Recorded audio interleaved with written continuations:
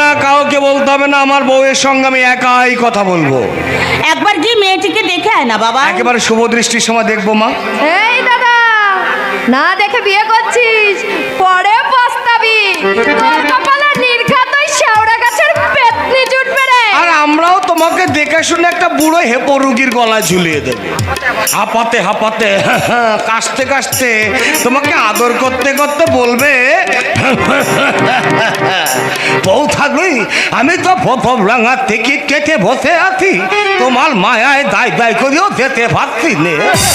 দেখেছো কি বিচ্ছিরি কথা বলে? ওর কথায় তুই কান দিস নে। আচ্ছা ঠিক আছে, আমি আমার পাঠে মন দিচ্ছি।